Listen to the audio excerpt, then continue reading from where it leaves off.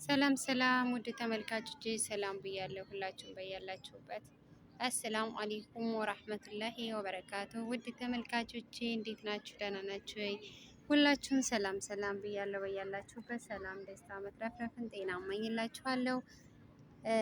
ዛሬ ባጋጠመኝ ነገር ላይ የሆነ ነገር ትዝ አለኝ።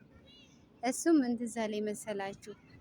ተማሪ ሁኜ የብልሁ ዳኛ የሚል የተማርነው የሆነ ነገር ትዝ አለኝና እስኪ ከዚህ ጋር የሚመሳሰል ነገር ላካፍላችሁ ብዬ መጣሁ። ዛሬ ላካፍላችሁ የመጣሁት የብልሁ ዳኛ እንዴት ነበር የሚፈርዱት ባጋጠመኝ ላይ ማለት ነው።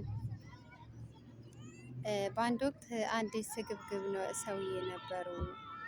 በጣም ሀብታም ስግብግብ የሆኑ ሰውዬ ነበሩ። በአጋጣሚ ሆኖ ደግሞ በአካባቢው እና በዙሪያው አንድ ምስኪን እናት ነበሩ። ያቺ ምስኪን እናት አንድ ላም ነበረቻት። ነገር ግን ያ ስግብግብ ሰውዬ በአንደበትና በጉልበት የዛችን የሴትዮ ላም ቀምቶ ለራሱ ማድረግ ፈለገ። እንዳለውም አልቀረም። ከሴትየዋ ላሟን ቀምቶ የራሱ አደረገ።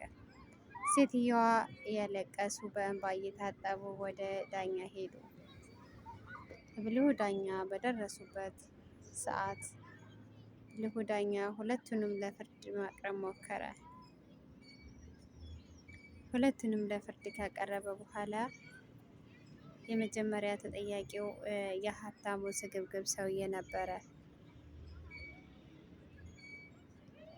በተጠየቀበት ሰዓት የሀብታሙ ምላሽ ይህ ነበር።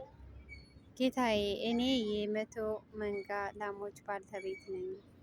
የብዙ ሀብት ባልተቤት ነኝ እና ይህች ላሜ እሷ ልትሆን አትችልም፣ ላሚቷ የኔ ናት በማለት መልስ ሰጠ። ሁለተኛ ተጠያቂዋ ምስኪኗ እናት ነበሩ። ምስኪኑ እናት ጌታዬ፣ እኔ ሌላ ንብረት የለኝም፣ ልጆችን የማሳድግበት ሀብት ንብረቴ ይሄ ነው እና እኔ ሌላ ሀብት ንብረት የለኝም በማለት መለሱ።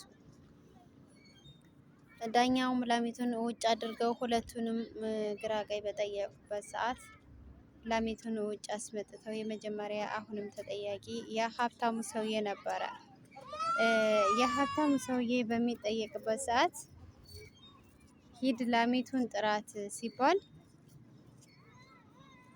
የሀብታሙ ሰውዬ ላሚቱን በኩራትና በትዕቢት በዱላ እየደበደበ ለራሱ ማድረግ ሞከረ።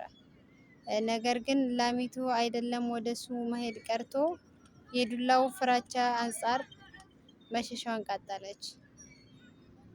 ቀጣይ ተራሽ አንቺ ነው፣ ሂጂና ላሚቷን ጥሪያት ተባለች። ምስኪኗ እናት ላሚቱን ጥሪያት በተባለችበት ሰዓትና ጊዜ ምስኪኗ እናት ላሚቱን ስጠራት ፍቅርና ትህትና በተሞላበት ላሚቷን ስጠራት ላሚቱ ራሷን ነቀነቀች። ራሷን ነቅንቃ ወደ ሴትየዋ መሄዷን አመራች። የብልሁ ዳኛ ፍርድ ይህ ነበረ። ፍቅር በውሸት መላበስ አይችልም። መቼም ፍቅርን በውሸት ልናለብሰው አንችልም። እናማ ላሚቷ ጌታዋን መርጣ ሂዳለች። ከዚህ በላይ ፍርድ የለም በማለት መለሱ። ሲቀጥሉ ዳኛው ያለ አግባብ ያንተን ንብረት የኔ ናት ስላልክ ለምስኪኗ እናት 5 ላሞች እንደ ካሳ ጨምረህ ትሰጣለህ በማለት ፈረዱበት። እና ምን ልላችሁ ነው መሰላችሁ? ዋናው ጽንሰ ሀሳቡ ፍትህ ያው ፍትህ ነው። በባለስልጣንም በዳኛም መቼም ሊላበስ አይችልም። እውነት ያው እውነት ነው። ይሄን ሁሉ መናገር የፈለኩት እውነት መቼም ከእውነት ስለማይዘል ሆኖ ስላገኘሁት ነው። እውነት መቼም ኖረም አልኖረም ምንም ሆነ አልሆነም እውነት መቼም ያው እውነት ነው እና በአሁንም በአካባቢያችንም ሆነ በዙሪያችን በምንሰማውም ሆነ በምናየው በጣም እኔ እንጃ አንዳንዱ ሰው እውነት መቼም ተላብሶ የሚቀር ሊመስለው ይችላል። ነገር ግን እውነት መቼም ቢሆን ያሸንፋል። ውሸት መቼም እውነትን ልታለብስ አትችልም። እና ቤተሰብ ምን ልላችሁ ነው አሁን ይሄን ያክል የሄድኩት ከእውነት ላለመራቅ እንሞክር። እውነት ነው የሚያፈራው። እውነታን ተከትለን እንሂድ። እውነታ ትክክለኛ መንገድን ይዘን እንሂድ። ውድ ቤተሰብ እውነት ነው በቃ የትም ቦታ የትም ሆነ የትም እውነት ነው የሚያኮራን እና እውነት የተላበሰ ስነ ምግባር በፍቅር የተሞላ ትክክለኛ ንጹህ ሰው ለመሆን እንሞክር።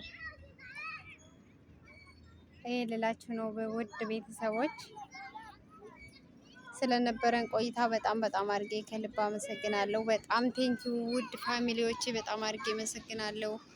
ቀጣይ ቪዲዮ በሰላም እንገናኝ። ፋሚሊ ሁላችሁም በያላችሁበት ሰላም፣ ደስታ፣ መትረፍረፍን እመኝላችኋለሁ። ውድ ፋሚሊዎቼ ሰላም ሰላም ሰላም ብያለሁ። ቀጣይ ሰላም እንገናኝ ኢንሻአላህ። በሰላም እንደምንገናኝ ተስፋ አለኝ።